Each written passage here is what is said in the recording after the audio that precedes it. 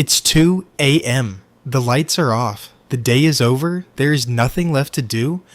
And that's exactly when your mind decides to start working. You replay a conversation from 3 days ago. You rewrite what you should have said as if getting it right now could change how it already went. You imagine a conversation that hasn't even happened yet, and somehow you still lose it. You lie there, exhausted, but your mind won't let you rest. Not because you're thinking about something important, but because you can't seem to stop. This isn't rare. This is one of the most common experiences of the human mind, and almost nobody talks about why it actually happens. Here's what's actually happening. During the day, your brain is busy.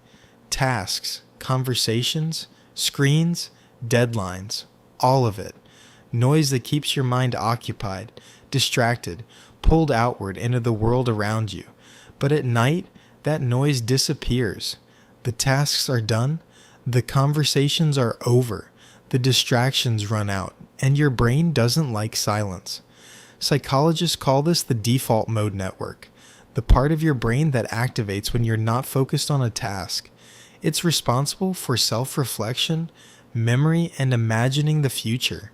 It's the part of you that wonders, that wanders, that makes sense of your life when nothing else demands your attention.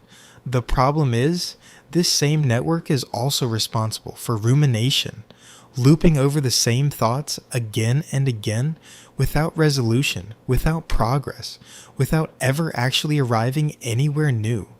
During the day, your attention is pulled outward, toward people, tasks, screens, demands. At night, with nothing left to distract it, your attention turns inward, and it lands on the only thing left available to think about, your unfinished thoughts.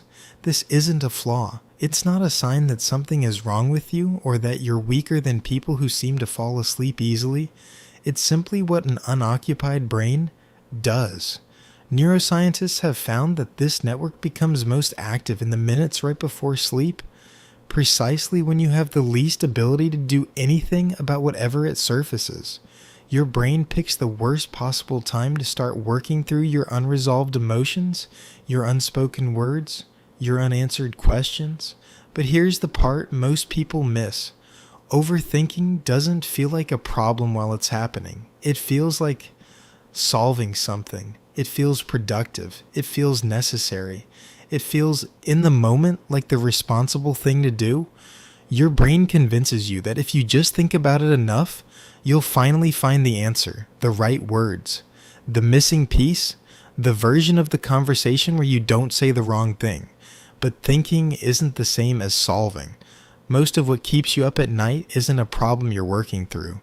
It's a loop your brain mistakes for productivity, dressed up convincingly enough that you don't notice the difference until hours have already passed.